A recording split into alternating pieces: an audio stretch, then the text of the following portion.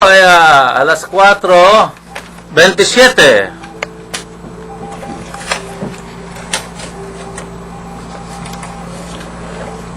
Maganda yung topic natin. Yun nga. Okay. Punta tayo sa ikatlong bahagi, partner. Na? Okay. Yung talakay naman, no? Para medyo humaba ng talakay natin. Nakakalito ka eh. Wala daw. Okay. Yung buhay natin. Noong nakaraang linggo, medyo umaangal na si, si Pinoy. Doon sa mga media, no? Yung mga... mukhang ang nakikita nga lang naman, negatibo, Nakakasira sa bansa natin, no? Tama naman siya, Ako, matagal ko nang sinasabi, no? Na huwag naman puro negatibo ang ating ipalabas sa... Okay lang dito sa ating bansa kung nababalita yan, Hindi, global na tayo ngayon kasi lahat yan buong daigdig. Kaya nga isang news mula na medyo nakakasira sa ating bansa ay nababasa na sa buong mundo katulad ng yung mga yung mga nangyayaring pagpapasabog sa Palawan at saka yung yung mga tension dyan sa Scarborough, di ba? Nagbahatid ng negatibong epekto sa ating mga sa ibang bansa, no? Kaya nagkakaroon sila mga advisory na huwag pumunta. Ay sasabi nga ni Pinoy, mismo kamag-anak niya, Pilipino rin yun, natatakot, how much more yung yung mga foreigner, di ba? Turista. Kailangan yung pagiging responsable natin na journalist. Tingnan natin, ito ba ay makakasama sa bansa natin? Maaaring nagagalit tayo sa isang tao, gusto natin batikusin, pero overall, ang epekto, damaging sa bansa natin, which is yung pati economy natin na apektuhan. Di ba? Oo. Pero kasamang gan, hindi naman siya dapat balat sibuyas kasi karamihan naman yung mga ibang kritisismo dyan constructive, katulad kasi yung ako, pinupuna ko siya, na okay naman yung anti-corruption efforts niya. Okay. Pero katulad ng sinabi ko, pwede naman niyang i-delegate na yan kay DOJ Secretary Lima. Talagang antindi itong ginang na ito, matindi. Alam naman natin yung galing niya. Makita na natin At nang tatakbo nga siyang senador ngayon, bubuto ko siya kagad Sa totoo lang Pakanta mo si Miriam. Saludo ako sa kanya. Naku, layo. Actually, naka-line up siya Leila de Lima, saludo ako sa'yo. Nila-line up niya. Nandiyan pa si Lacerda. Nandiyan pa yung kanyang, anong tawag nito, yung sa, Jen, pwede na niya kasi i-delegate doon, tapos mag-concentrate naman siya sa mga pang-priming ng economy. Yung mga malaking projects. Ang tagal na yung extension ng mga LRT na yan. Kailan pa? Pinatigil nila yung paggawa ng mga ruro. Bakit? Anong ibig sabihin nito? Bakit hindi na ituloy yun? Samantalang yung transportasyon sa maliliit na isla, kailangan natin. Yung mga produkto nila dapat madali. Agree ako dyan, engineer, sa'yo. Pagdating sa... politika na naman, pagdating doon sa mga, mga nanunungkulan, tama na, wag sila mag-ibalat sa buwis. Kaya lang, yung ating yan, sabi ko lang, katulad nung, simple lang, yung may isang caregiver, na pinakita na talagang sinasaktan nyo, yung inaalagaan niyang, dapat i-news natin yun. Pero hindi, wag na natin masyadong i-highlight dahil, anong epekto nun? Siyempre, bubumerang sa atin. Bubumerang sa atin yun. Wala nang kukuha sa ating caregiver. Ako, kaya ko pinupuntusan sila, sa energy. Nagbabrown out sa Mindanao, siya minsan dito sa Luzon. Bakit? 2 taon na silang nakaupo. Bakit? Ang tagal-tagal nilang aprobahan yung mga pag-aayos ng mga power plants. Mangyari na naman yung nangyari nung panahon ng kanyang mother, Naalala natin, nung panahon ni President Cory, hindi inaprobahan yung pagtakbo ng nuclear, pero wala naman silang ipinalit na power plant. Kaya nangyari, araw-araw na brown out. Kaya nga siguro, nakatiwag lang doon. Kaya nakapagsalita si Pino na gano'n, dahil talagang ngayon, nababanatan siya, dahil kabi-kabila pati yung mga rally. Oo, tapos yung mga highway natin, sinesemento, maganda pang highway, babakbakin na.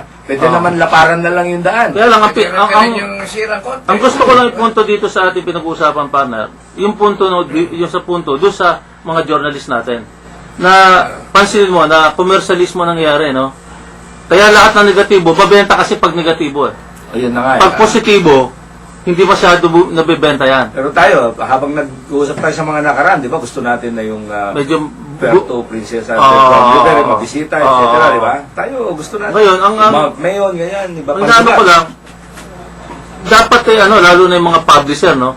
Medyo yung, lalo na i-highlight. Pag-isipan mo natin, ito ba, dapat nating palakihin yung news na to. Kasi kasi alam ko, sa ibang bansa, lalo na mga Singapore, no? Medyo yung hindi masyadong, medyo may konting control. Kasi dapat ang mindset ng mga bawat mamaya, bawat aluat, ang mga media, no? Bago ilabas yan, huwag isipin na scoop to. Kasi sikat ako. Pang mga personal, di ba? Dapat isipin din na, pag inilabas ko ba to, ano ba magiging epekto nito sa bayan natin? Hindi lang yung bebenta yung dyaryo ko, hindi lang yung lalaking pangalan ko bilang isang media man, no? Kundi tingnan mo in overall aspect na, ito ba ay magiging makaka-apekto sa ekonomiya ng bansa natin? Kaya, anong nangyayari sa atin? Sa halip na sumisikat tayo more doon sa mga negatibo kaysa doon sa mga positibo. Tingnan mo, number ano naman tayo? Dati number 2 sa mga corruption, di ba? Sa pinakamarumi, pinakamasamang airport. Puro yun ang kumbaga nasa top 10 ka lagi, pero hindi yung positibo, kundi yung negatibo Maganda na nga sa itong Palawan, din number 2 tayo, pinakamaganda. Pero yung pagsasabog pinalalaki news. Ay di, epekto? Ay di, hindi natin ma-encourage yung mga turista. Tama yung pinupunto mo sa pagdating sa mga government official natin, na huwag silang balat sibuyas kung binabanatan sila. Tama lang yun dahil tayo yung mata Tsaka yung sinabi ko kanina, pag-aanda sa La Nina. Tama. Mamaya, natutulog na naman sila sa kangkungan, pansitan. Malapit ng tagulan. Okay. So, yun lang ang gusto kong iparating. Kasamang Dan, sa Facebook kami kasi ninili, ang sipag namin mag-post. Na alam mo kasi kaninang umaga. Pati mga picture, no? May mga nagustuhan picture doon, yung kalabaw nakalublob sa putikan. Pero isang maganda kanina. Gusto kong hingin yun Pero isang maganda kaninang umaga kasamang Dan. Nag-post tayo ng let us stop buying and using China-made products. Sinabi ko yun Alam mo ba, nasunod-sunod yung mga kaibigan ko sa Facebook sumakay ka. Sabi nila. Tama. Mga ilan lang yung dinakita. Hindi ko masyado, huli niya ito yung post nyo. Hindi ko masyado nabasa. Siguro, mga umaga mga 6, 7, 8, 9. Hindi ko masyado nabasa kanina. At sunuran na. Actually, may nagsimula yung si Lloyda Nicolas, no? Yung ating, yung nasa Amerika na ating topmost Pinay, Luis Nicolas, di ba? Meron siyang sinabi, pero not directly as that na not buying the China-made products. So yung iba nagtanong, eto ba pwede na, hindi na rin tayo pupunta sa mga SM, Robinsons, mga malls na owned by Filipino Chinese. Sabi ko hindi naman. Sa 168 lang kayo di pupunta. Dahil marami. Ano pa rin, pupunta tayo doon, mga Pinay at Pinoy ang empleyado ron kawawa naman sila. Ang sinasabi ko lang, tignan natin yung etiketa, yung brand, yung pangalan saan ginagawa, o nagawa, at kung made in China, huwag na muna natin tangkiligin. Tangkiligin. Hanggat hindi umatras yung mga Chinese poachers sa panatag shoal. Actually, may kinalaman yung pinag-uusapan natin yun. Doon sa Scarborough Shoal, di ba? Yan nga. Kasi nakakatawa. nadagdagan pa ng isang barko ng China. Ako'y natatawa may bigla may news. Umalis na yung barko ng China. Di medyo natutuwa tayo. Yung pala, dalawa ipapalit. Oo nga, padami. Ngayon, siyam na. Umalis. Sa atin, isa lang. Plus report. Umalis na yung barko ng China. At nagtataka pa iba, bakit inatras yung BRP Gregorio del Pilar, no? I think, medyo, still-made Parang, dumadami yung barko ng Inchik Kaya sabi ko, paraan lang nito, paramdam natin sa kanila, nagalit ang mga Pinoy. Huwag nating gamitin yung produkto ng Chinese. Magalit tayo, talo Di ba? Medyo malaking, hindi pwede tayo, isang putok lang dyan Hindi naman medyo, natin siya hawain sa baril. Paramdam lang natin na tayo kumukonsumo rin ng produkto nila. Pero bakit tayo matatakot sa kopi ng Inchik? Samantalang matagal na tayo nasakop ng Inchik. Lamang na nga. Ano pinakakatakot yun? Matagal na tayo nasakop ng Inchik. Bakit natatakot pa tayo ngayon? Ano ba tayo? Di ba? Lahat na lang amo ko nga Inchik Lahat na naging amo ko Inchik. Hindi, in fairness, kasamang dan, hindi naman sila Inchik. They are Filipino-Chinese. Citizens na sila sa atin. Unless Chinese citizen siya. Hindi. Nagpapatawa lang naman ako. Pero, in effect, parang nakikita ko, wala namang pinagkaiba eh. Sa ngayon naman, Kasi natatakot na tayo ng halos lahat naman yung Pilipino meron dugong Chinese. Oo. No? Yung dahil sa proximity natin sa China. Ang pinakamayaman niya dito, Chinese eh. Henry Pero Pilipino siya. Gokong Wei. Pero Pilipino sila. Sino ba? Filipino, Yung sa Chinese Pacific pala, Plan, no? Ay, mga biyari na SM, Yuchenko. Ilan lang ang Pilipino riyan? Gatchal yan. Di ba? Kaya kung kinakabahan na sasakupin, Baka Kastila pa yung Gatchal yan eh, hindi kaya? mga ano na yun, mistiso na yun. Oo, marami. Yung Rason, di ba? Mga Kastila yan eh. Avoid it. Ayala, Rason, Soriano, Puro foreigner yun eh. Legal. Yan ang mga Wala namang Pilipino rin kundi si ano eh. Si Manny Pacquiao lang eh. Willie Juan. Saka si Willie Rebillame. Yun lang ang Pilipino rin. Alam mo to, natatakot na sakupin. Sabi mo, matagal na sakop ng inchik. Oo. Matagal na nga nagpuputo ka ng inchik dito. Oo. Marami na nga sila dito. Wala naman ang pisala. Kasama mo nga. Ako, bomba yung popot. Pero ano, very ano to, no? Very critical yung sitwasyon, no? Parang sinasama ko lagi sa prayer ito eh. Kayo, dapat tayong lahat, no? Kasi ito eh. Matuloy.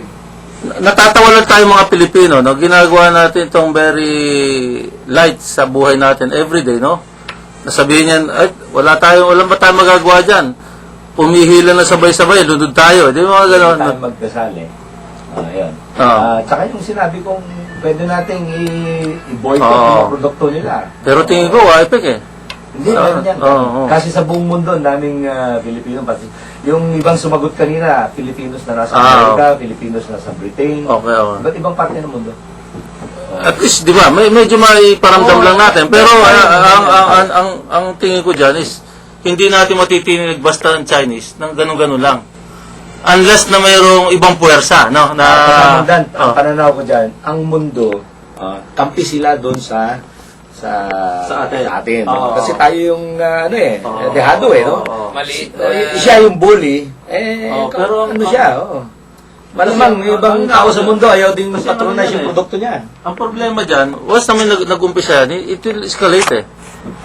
Kailangan tigil niya. Oo. Oo, tama yun. Pero kailangan tigil niya yung ginagawa niya ron, di ba?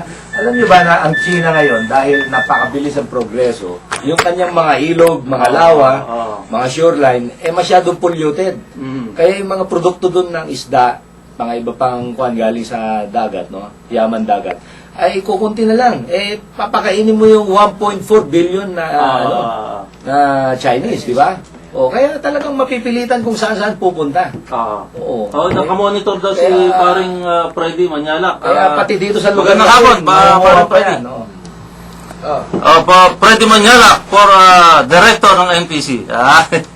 Okay. Ayos ba, katoto? Okay. So, ano bang masasabi mo mga partner dito sa Scarborough Show? Ang masasabi ko dyan, ba't pati itong Philippine Coast Guard, kinakainitan nila yung dalawang barko rong nagpapalitan sa... Ay, siyempre. Isipin mo, wala namang gamit na kanyon to, wala namang ano. Ang patrolya lang nito, parang proteksyon sa mga terorista o ano man. Pero sa tingin mo, bilang ikaw, nandiyan ka sa Coast Guard, sa tingin mo, ano magandang... baka hindi naisip ng gobyerno eh. Ano ba may sasuggest mo, partner? Para medyo matigil ang tension na yan. Makuha nga yung magagandang idea mo, partner. ang sa akin, katoto, yung dahil sa laki ng bansa nitong China nga at masyadong mapuwersa, dapat ang maliit na inaagaw nilang lugar, Ay, ibigay na natin. ipagkaloob na nila yun.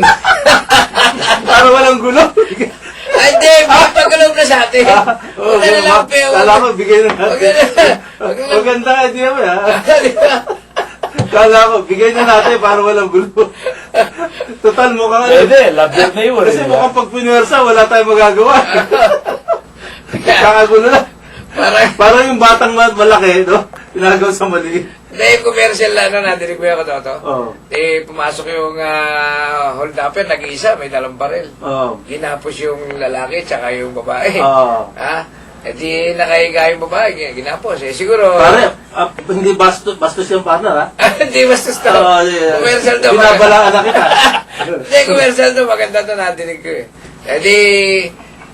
Na-jingle yata itong hold-upper. Sabi rin sa babae, dyan lang kayo. Punta ko CR. Pagpunta ng CR, sabi, bumulong yung babae lalaki sa asawa niya. Sabi niya, love, pagka bumalik at saka ninais niya yung gusto niya, ibigay mo na. Kaysa patayin tayo pareho. Sabi ng lalaki? Sabi ng lalaki. Kaya sabi ng babae, love, palagay ko, sabi nga, pagbalik nun, naibulong na sa akin nung hold-upper. Ikaw raw ang type niya. Kaya pala, ha? Sabi na mo, bigay mo na, ha? Okay, hindi sensor pare. Okay. Totoo yan, ha?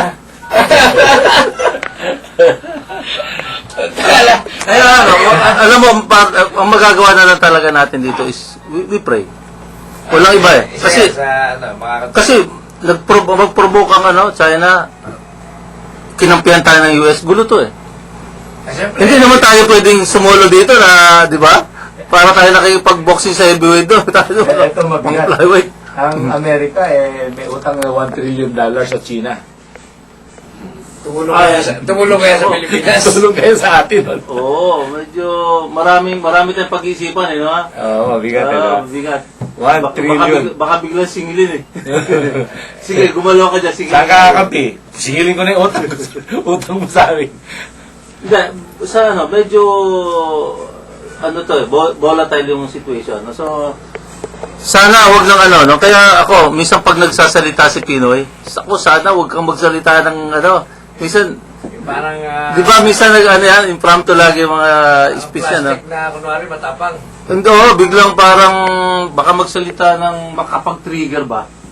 Di ba? Oo, magalit ang... Oo, yun na sana. Magalit ang China. Kasi yung mga salita, alam mo, sabi nga, yung maliit yung dila natin eh.